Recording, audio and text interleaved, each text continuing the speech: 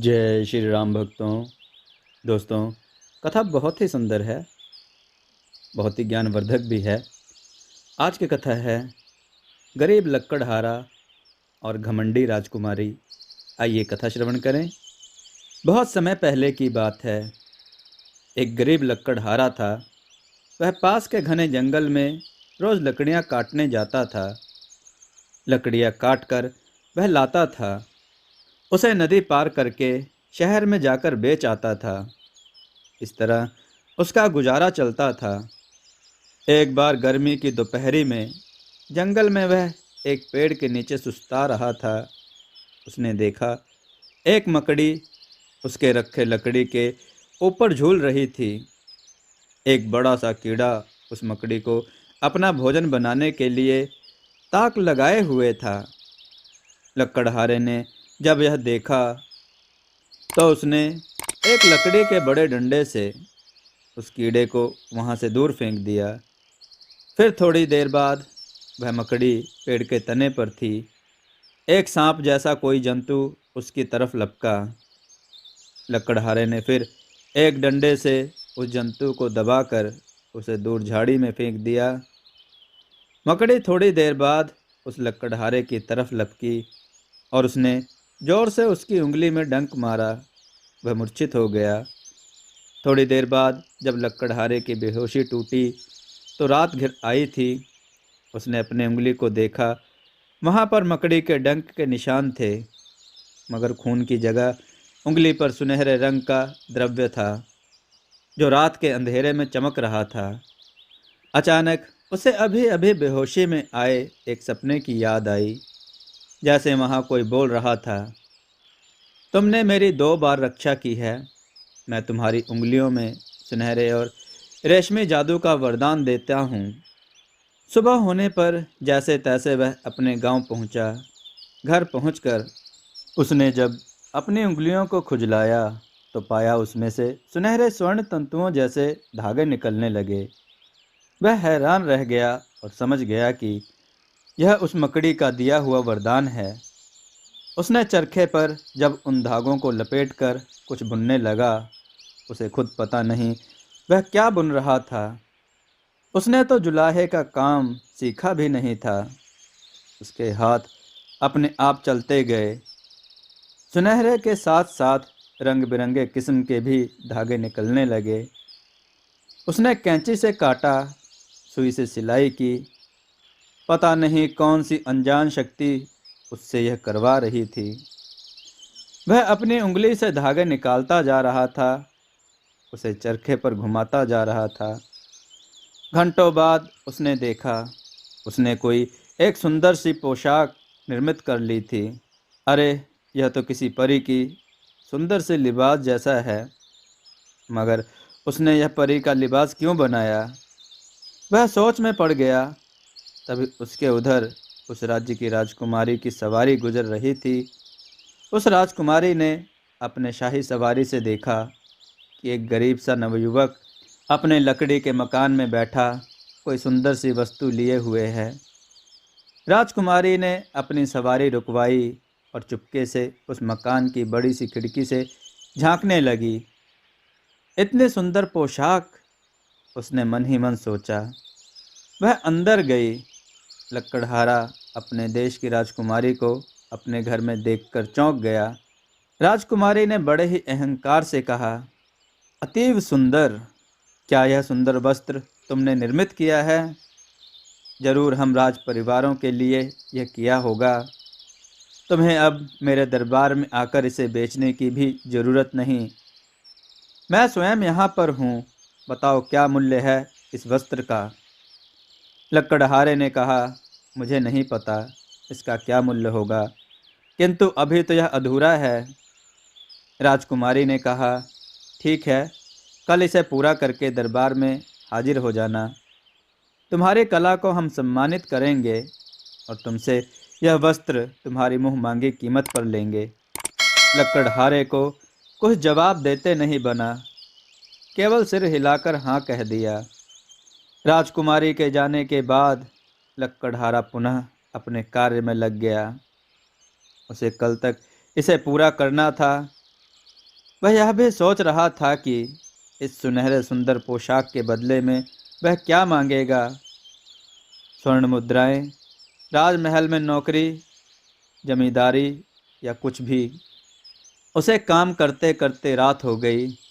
बिना खाए पिए वह कार्य में लगा रहा। आधी रात के बाद चंद्रमा स्वच्छ आसमान पर चमक रहा था। तारे टिमटिमा रहे थे। झुरझुर शीतल हवा बह रही थी। पोशाक पूरी तरह से बन चुकी थी। थकान से लकड़हारा लेट गया। अचानक उसने देखा, उसके घर के दरवाजे के नीचे से एक मकड़ी घुस रही है। वह मकड़ी आकर उस सुंदर पोशाक पर जा बैठी। फिर अचानक तेज सुनहरा प्रकाश उदित हुआ। उस प्रकाश से एक आकृति प्रकट हुई। यह आकृति एक स्त्री की छाया थी। लकड़हारा भयभीत था। उस छाया ने बड़े मीठे शब्दों में कहा, धन्यवाद दोस्त, तुमने मेरी बहुत मदद की। मैं तुम्हें अपनी कहानी सुनाती हूँ। मैं एक परी हूँ, किंतु अपनी कुछ गलतियों के कारण एक सिद्ध संत ने मुझे मकड़ी बन जाने का श्राप दिया था। मैं जब रोने और गिड़गिड़ाने लगी तो संत का क्रोध शांत हुआ और कहा, तुम एक ऐसी मकड़ी बनोगी जिससे सुनहरे जाले बुन सकती हो। जिसको भी तुम डंक मारोगी उसमें शक्ति आ जाएगी। मेरे श्राप से मुक्ति तुम्हें तब मिलेगी जब सुनहरे जालों से बना वस्त्र कोई बनाएगा और स्वेच्छा से तुम्हें भेंट करेगा। वह बोली, क्या तुम मुझे यह सुंदर वस्त्र अपनी स्वेच्छा से दोगे? आज तक जिस जिसको मैंने यह शक्ति दी, उन्होंने मेरे साथ धोखा किया और बनाए हुए अमूल्य वस्त्र को लालच में अच्छी कीमत पर किसी राजा या किसी धनिक को बेच दिया। मैं पिछले 200 वर्षों से इस तरह अपनी मुक्ति की राह देख रही हूँ। लकड़हारे को याद आया कि यह पोशाक तो कल राज दरबार में राजकुमारी को देना है। वह असमंजस में था। उस परी की छाया ने कहा, ऐसा प्रतीत होता है तुम्हारे भी मन में लालच पनप गया है। लकड़हारे ने कहा, ऐसा नहीं है। लो, मैं यह वस्त्र तुम्हें भेंट करता हूँ। अगले दिन लकड़हारा राज दरबार में पहुंचा। राजकुमारी से बोला, राजकुमारी, वह वस्त्र मैं आपको भेंट नहीं कर सकता, इसके लिए क्षमा करें। राजकुमारी ने क्रोध में अपने सिपाहियों को उसे बंदी बनाने का आदेश दिया। लेकिन तभी राजा ने कहा, रुको पुत्री, क्रोध में कोई न्याय नहीं करना चाहिए। मैं इसका न्याय करूंगा। राजकुमारी, तुम्हारा क्या आरोप है? राजकुमारी ने कहा, इस लकड़हारे ने कल मुझे वचन दिया था कि अपना बनाया वस्त्र मुझे बेचेगा, किंतु यह आज मुकर गया। ऐसे दगाबाज को कारागार में डाल देना चाहिए। राजा ने लकड़हारे से उसका पक्ष जानना चाहा। लकड़हारे ने कहा, राजन, मैं कोई वस्त्र विक्रेता नहीं हूँ। मैं तो केवल दी गई दिव्य शक्ति के कारण यह वस्त्र निर्मित कर रहा था। फिर उसने पूरी कहानी सुनाई।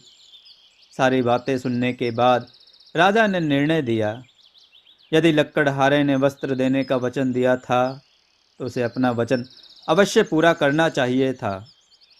किंतु ऐसा प्रतीत होता है उसने कोई वचन नहीं दिया था।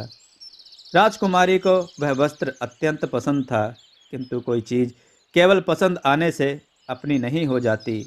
ना ही राजकुमारी ने उस वस्त्र को तैयार करने का कोई समझौता किया था, ना ही कोई पेशगी रकम दी थी।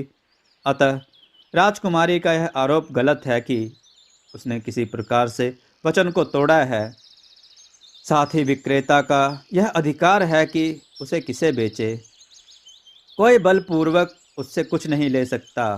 यह हमारे राज्य का लिखित कानून है। साथ ही मैं लकड़हारे की इस बात की भी प्रशंसा करूंगा कि इसने उस परी को श्राप से मुक्त करने में मदद की और निडरता से राज दरबार में भी उपस्थित हुआ।